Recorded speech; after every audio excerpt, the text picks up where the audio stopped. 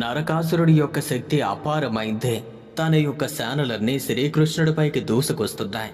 ఇక శ్రీకృష్ణుడు తన సుదర్శన చక్రంతో నరకాసురుడి యొక్క బలగాలన్నింటినీ నాశనం చేశాడు. వీటన్నింటినీ చూసినటువంటి నరకాసురుడు చివరికి స్వయంగా తానే యుద్ధ రంగంలోకి వచ్చి కృష్ణునిపైన దాడి చేశాడు. అతను ఎంత దారుణంగా దాడి చేశాడు అంటే ఎదురుగా ఉన్నటువంటి కృష్ణుడు కూడా స్వల్పంగా గాయపడాల్సి వచ్చింది.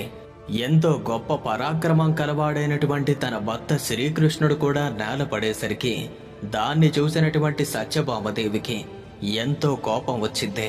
ఇక్కడ మనకు తెలియాల్సినటువంటి విషయం ఏంటి అంటే అసలు సత్యభామ ఎవరూ కాదు, భూదేవి యొక్క అవతారమే సత్యభామగా జన్మించింది. కానీ ఆ విషయం సత్యభామకు కూడా తెలీదు. ఇక వెంటనే కోపోద్రిక్తురాలైనటువంటి సత్యభామ ధనుస్సు మరియు బాణాన్ని తీసుకుని బాణాన్ని సంధించి నేరుగా నరకాసురుడి యొక్క హృదయంలోకి దింపింది. కేవలం తన తల్లి చేతిలోనే మరణాన్ని పొందగలిగిన వరం కలిగినటువంటి నరకాసురుడు ఆ ప్రకారంగానే భూదేవి యొక్క పునర్జన్మ అయినటువంటి సత్యభామదేవి చేతిలో మరణించాల్సి వచ్చింది. ఇక అప్పటి వరకు అసలు విషయాన్ని తెలుసుకోనటువంటి సత్యభామకు శ్రీకృష్ణుడు అసలు విషయాన్ని వివరించగా తన కొడుకును తనే చంపినందుకు ఆ తల్లి ఎంతగానో తల్లడిల్లిపోయింది. ఇక అప్పుడే మరణ సమయంలో నరకాసురుడు కృష్ణుడు అలాగే సత్యభామ పాదాలపైన పడి ఇలా అన్నాడు, ప్రభు, నా తప్పులు క్షమించండి. ప్రజలు నా వధ జరిగిన రోజున సంతోషంగా దీపాలు వెలిగించి ఆనందించుగాక.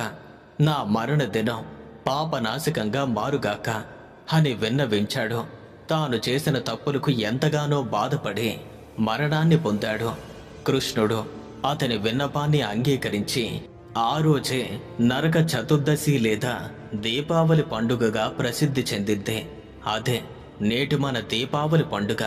అందుకే ఇప్పటికీ కూడా దీపావళి పండుగ రోజు మనం దీపాలు వెలిగిస్తూ ఉంటాం. దీని వెనుక ఉన్న అసలైన కారణం ఇదే. నరకాసురుని యొక్క వధ అనంతరం శ్రీకృష్ణుడు ఆ రాజ్యాన్ని ధర్మపరుడైనటువంటి నరకాసురుడి యొక్క పుత్రుడు భౌమజయుడికి అప్పగించడం జరిగింది. 16,000 మంది కన్యల్ని విముక్తి చేసి వారిని గౌరవపూర్వకంగా తన భార్యలుగా స్వీకరించాడు. దేవతలు తమ ఆభరణాలు వస్తువులను తిరిగి పొందారు. లోకాలు మళ్ళీ శాంతించాయి. అయితే నరకాసుర వధ అనేది అజ్ఞానం, అహంకారం, లోభం మరియు క్రూరత్వం ఇటువంటి దుర్గుణాలపైన జ్ఞానం, సత్యం, ధర్మం, ప్రేమ వీటి యొక్క విజయాన్ని సూచిస్తుంది. ఇక్కడ దీపం వెలిగించడం అంటే మన అంతరంగంలో ఉన్న చీకటిని తొలగించడం, సత్య మార్గంలో నడవటం. ఇలా భూదేవి గర్భమున పుట్టినటువంటి నరకాసురుడు తిరిగి అదే భూదేవి చేత వధింపబడి ధర్మ మార్గం పునరుద్ధరింపబడింది. ఇక ఆ రోజు నుండి ప్రజలు దీపాలు వెలిగించి నరక చతుర్దశిని స్మరించుకుంటూ ఆనందిస్తూ ఉన్నారు. ఇదే మన దీపావళి పండుగకు ఓ మూల కారణం. ముందుగా మీ అందరికీ కూడా దీపావళి శుభాకాంక్షలు.